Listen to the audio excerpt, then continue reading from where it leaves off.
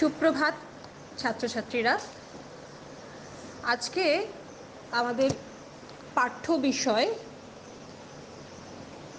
কবি জীবনানন্দ দাশের সেই দিন এই মাঠ।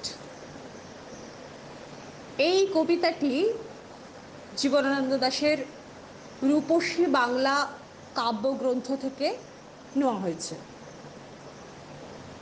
রবীন্দ্র উত্তর যুগে বিশ্বকবির বিশ্বব্যাপী প্রভাবের বাইরে এসে যে কজন কবি সাহিত্যিক স্বতন্ত্রতার পরিচয় রেখেছেন তাদের সর্বাগ্রগণ্য কবি হলেন জীবনানন্দ দাশ। বাংলা কাব্যে আধুনিকতার পথিকৃতদের মধ্যে তিনি অন্যতম।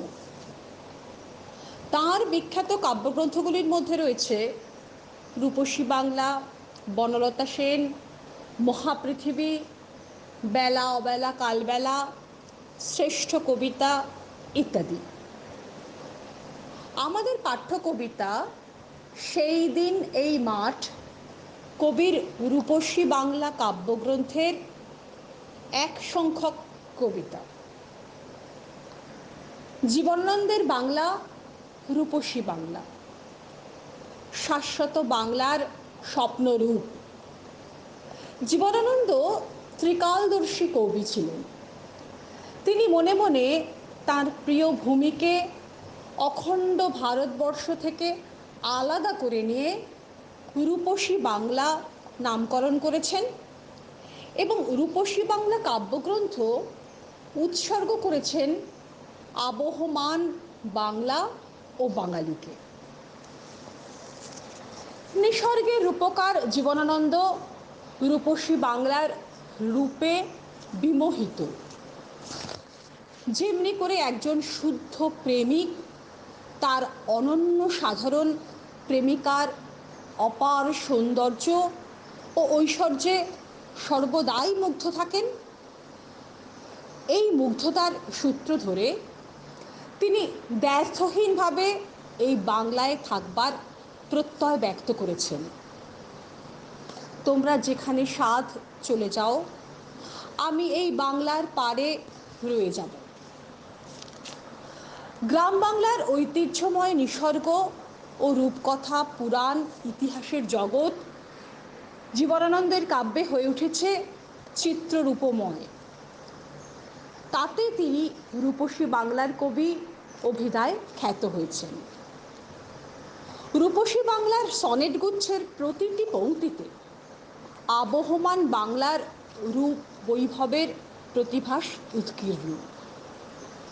জীবনানন্দ দাশ এই কাব্যগ্রন্থে, তাঁর এই রূপসী বাংলা কাব্যগ্রন্থে বৃক্ষরাজি, ঘাস, নদী, পাখি ইত্যাদির রূপ সৌন্দর্য নিখুঁতভাবে অঙ্কন করেছেন। রূপসী বাংলার রূপের মধ্যে তিনি খুঁজেছেন লোকজ পুরাণকে, ইতিহাসের প্রবহমানতাকেও তিনি এড়িয়ে যাননি। পাতা ঝরে পড়ার বিপন্নতা থেকেও তিনি সম্পূর্ণ বিচ্ছিন্ন নন। প্রকৃতির অমোঘ নিয়মে মানুষের প্রকৃতি থেকে বিচ্ছিন্ন হয়ে যাওয়াকে তিনি স্বাভাবিকভাবেই গ্রহণ করেছেন এবং দীর্ঘশ্বাসও ফেলেছেন। আমি চলে যাব বলে চালতা ফুল কি আর ভিজবে না শিশিরের জলে? সেই দিন এই মাঠ স্তব্ধ হবে নাকো জানি, এই নদী নক্ষত্রের তলে। সেদিনও দেখিবে স্বপ্ন, সোনার স্বপ্নের স্বাদ পৃথিবীতে কবে আর ঝরে। জীবনানন্দ দাশ প্রকৃতির কবি। প্রকৃতির রহস্যময় সৌন্দর্য তার কবিতার মূল প্রেরণা। তিনি জানেন বিচিত্র বিবর্তনের মধ্যেও প্রকৃতি তার রূপ, রস, গন্ধ কখনোই হারিয়ে ফেলবে না। তিনি যখন থাকবেন না তখনও প্রকৃতি তার অফুরন্ত সৌন্দর্য নিয়ে মানুষের স্বপ্ন, স্বাদ ও কল্পনাকে তৃপ্ত করে যাবে। এই কবিতায় কবি প্রকৃতির এই মাহাত্ম্যকে গভীর তৃপ্তি ও মমত্বের সঙ্গে উপস্থাপন করেছেন। আমি চলে যাব বলে পৃথিবীর কেউই চিরস্থায়ী নয়, প্রত্যেক মানুষকেই একসময় চলে যেতে হয়। কিন্তু শিশিরের জলে চালতা ফুল ভিজে যে রহস্যময় সৌন্দর্য ও আনন্দের বিস্তার করে চলে যুগ যুগান্তে, তার কোনো অবশেষ নেই। আর সেই শিশিরের জলে ভেজা চালতা ফুলের গন্ধের ঢেউ প্রবাহিত হতে থাকে অনন্তকাল ব্যাপী।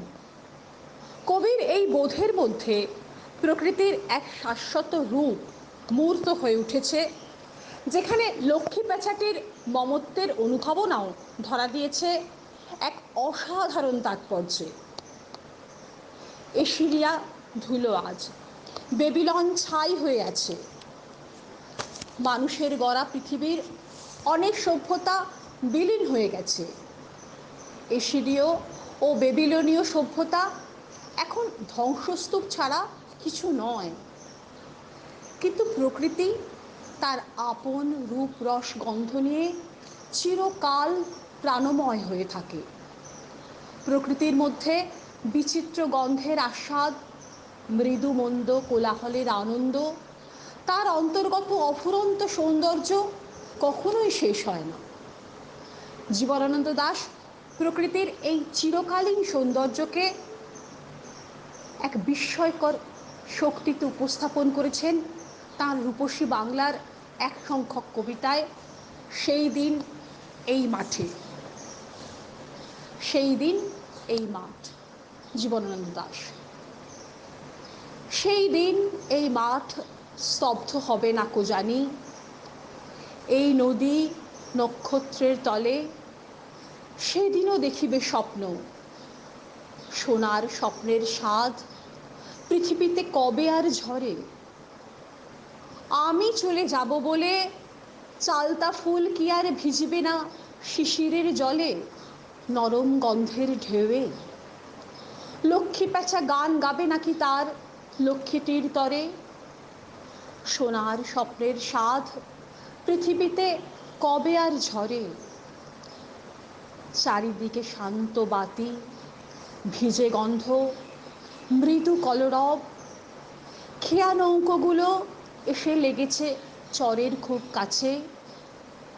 পৃথিবীর এই সব গল্প বেঁচে রবে চিরকাল। এশিরিয়া ধুলো আজ, ব্যাবিলন ছাই হয়ে আছে।